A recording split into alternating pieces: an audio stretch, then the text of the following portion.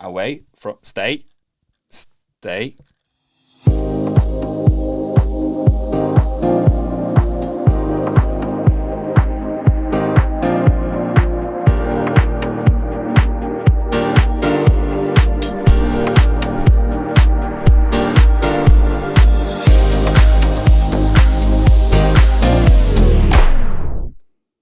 Hi guys, what's up? This is Mac from the Wi-Fi Ninjas, and today I will be testing Shure SM7b microphone for you.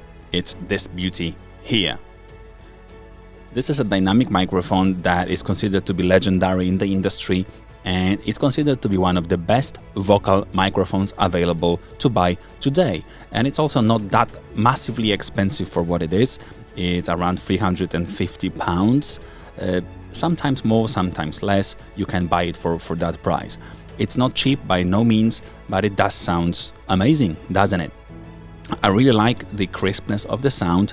It's still quite warm. It's not as colorful as the condenser mics, in my opinion, but I think it's a subjective taste. I cannot say that this is better or worse than any of the other mics that I have tested, so I will leave the decision to you. But it sounds absolutely amazing. It is connected to my Rodecaster Pro interface with an inline power preamp that amplifies the signal from my microphone before it gets to my Rodecaster, so I don't have to use some crazy gain levels. Now it's sitting on 18% and it has pretty much no noise. I'm listening to my own voice through quite a good headset, so if it was noisy, I would have picked it up. I think I will pick that up when I get to the tests of a distance from the microphone. But for now, it sounds absolutely amazing. The only problem is that, as you can see, I'm eating this mic up. So this sounds incredibly amazing when you eat that up. So I'm not even 3 inches away from the mic. So this is probably how I would use that mic. I'm not sure if it sounds as well-rounded and rich when you move it like 6 inches away, so it's slightly outside of the camera view. So let's start with that. First test will be the distance-based tests, starting with the proximity effects up to 3 inches away from my mouth. This is a Shure SM7b microphone connected to the Rodecaster Pro interface, 3 inches away, and this is how it sounds. Now I will move it around 6 inches away from my mouth.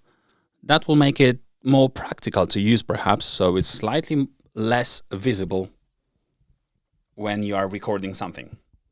Okay, so now it is directly pointing to my mouth and it's around 6 inches away. I will adjust gain. So now to get to the same level as before, I had to adjust gain from 18 to around 22%. Even more. I think it's closer to 23%. And now I don't have to eat that up anymore. So it's not in my view. It's easier for me to type. It's easier for me to see my screen, for you to see me.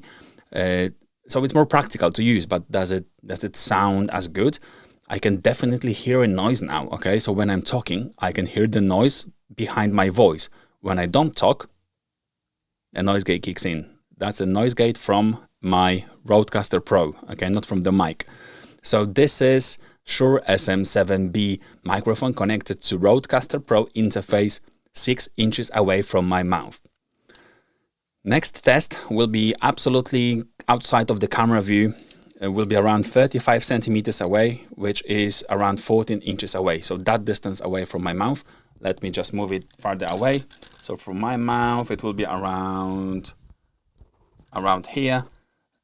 Sorry if you heard the adjustments, but this is now around 35 centimeters away. Stay. There we go. Okay, so this is now on 26% gain to get to the same level of my voice as I had before, even 28. Okay. So I think it's now similar to what we had before. So now I have gain of 28% versus 18, and I can hear extremely annoying noise behind my voice. even when I don't talk, I can still hear some noise. Okay, it's still by no means very bad. You probably would be able to get rid of that noise by using GarageBand or Logic or whatever you use live to just filter, you know, this frequency out. That would probably work. It doesn't have any high-pass filters built in. It doesn't have any bells and whistles. This is just a very good solid mic. But I wouldn't use that at 14 inches away from my mouth. I wouldn't go for more than 6 inches away. So it would be visible slightly, like, you know, on the screen while recording a video or a podcast or something. And that's it. Okay, I wouldn't use it too far away. This is not designed to be using far away from your mouth. So I'm going back to 17%. Now it's back on 17, and I will move it back closer to my mouth. So this is probably the best sound quality that you can have from that mic. All right, so now let's take a look how this microphone cancels the background noise. So I will start typing something on my keyboard to see how it's being picked up. And now I'm typing on my keyboard, probably slightly exaggerating it. I think I'm typing a little bit louder than I normally would type. I'm typing a little bit louder. Okay, you get the idea. Now let's take a look at how it cancels the sources of noise from all around the microphone. So I've started on the top of the mic, and now I can't rotate it because of the dynamite, so I will have to move around. I will be moving around to the side of the microphone while still talking, and we can see that it cancels the noise very nicely. And now I'm on the back of the microphone, and that's what it picks up. And now I'm slowly going back to the front of the mic, and this is how it sounds when I'm in the front of the mic. I've seen better. It's not worse. It's not the worst I've seen. It's actually very decent, but I've seen better. Okay, so I am impressed, but not that impressed here. Now let's take a look at the interface itself, because how you make the microphone sound, it's down to the interface as well. So microphone is just, you know, one part of the equation. So currently I'm on the Rodecaster Pro, and I have all the standard audio processing turned on, like a compressor, high-pass filter, de-esser, noise gate, oral exciter, and big bottom. It's all turned on. So I really like the sound of the Rodecaster Pro audio processing, so that is why I'm using it. If you had a complicated studio-grade interface, you will have all these knobs, bells, and whistles that you would be able to use to get to the same result. But I don't have to do that. Okay, I don't know how to do it properly, so it's easier for me to just turn it on and off and let the Rode engineers tune it for me. I have a dynamic microphone profile on the Rodecaster Pro, and all the processing turned on. So this is a Shure SM7b microphone connected to the Rodecaster Pro interface with all the processing turned on, and this is how it sounds. I will turn it off now. It's turned off. This is a Shure SM7b microphone connected to the Rodecaster Pro interface with all the audio processing turned off, and this is how it sounds. Let's stay here for a moment. So normally, you know, you would hear tests on the internet that are, most of them, using some kind of audio processing, compression, anything. I don't use anything now. So this is the just pure sound of SM7b through the Dynamite preamp connected to my Rodecaster Pro. I'm not sure what I should think about it. I'm not too impressed without audio processing. So let's turn it back on, sorry. Okay, so audio processing from the Rodecaster Pro is now turned back on, and this is how it sounds.